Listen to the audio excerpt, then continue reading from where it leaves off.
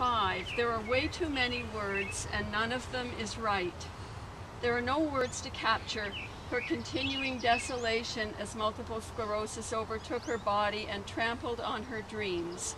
There are no words that capture what her illness meant for those of us who loved her so much. For me, the longest cause of sadness in my life.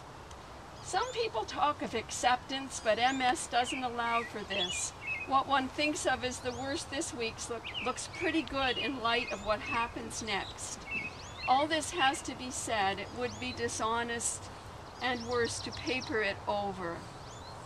But it's not all that needs to be said, for in the end, illness doesn't define Susan. It was who she was and how she lived that deserved the attention. Susan was the sweetest and dearest of sisters, and I loved her all her life. Some of my fondest and funniest memories capture the Susan who always spoke her mind. She was not sentimental. Maybe illness-free she would have become so as she aged, but this was not a luxury she could afford. Sometime in the mid-70s, Roger, the elevator man in the building where I worked for the New Women's Center, saved a litter of kittens and was looking for homes. And I was reading the site of the Globe and Mail, and Joe put all this down very well there.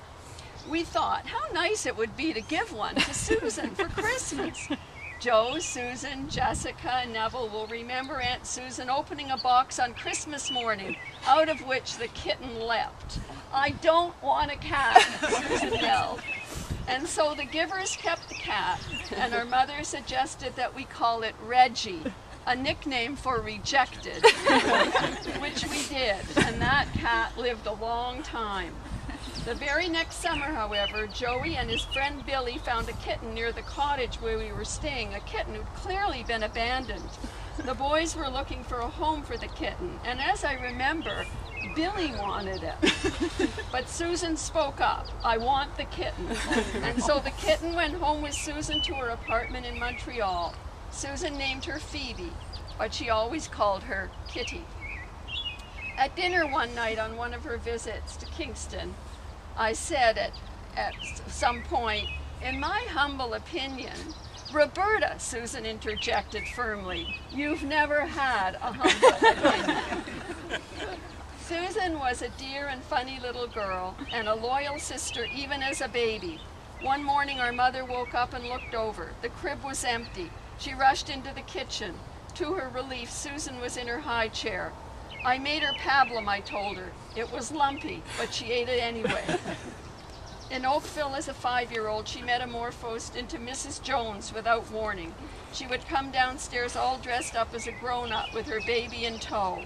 Mr. Jones, she told us, was upstairs. The man never came down. And I was going to read you some emails, and I left them in the car, so, well, we've had lots of things, but I'm going to show you when we're at lunch, because you see how she said. At one point she says in her email, Kitty has just found the old mouse you gave her. She hides her places, and then she stumbles over her. I don't think she remembers. She said, it's like my thoughts. I hide them somewhere, and then I stumble over them later. Susan's life was hard. She fought against the disease and its cruel constraints that it kept tightening. She had parents who loved her dearly and who did everything they could to make her life pleasant. And most importantly, our mother found Lena. And Susan and Lena developed a friendship, a family. Lena truly became her sister's keeper. I want to thank you all for coming and helping to remember Susan, all that she did, all that she taught us, all that her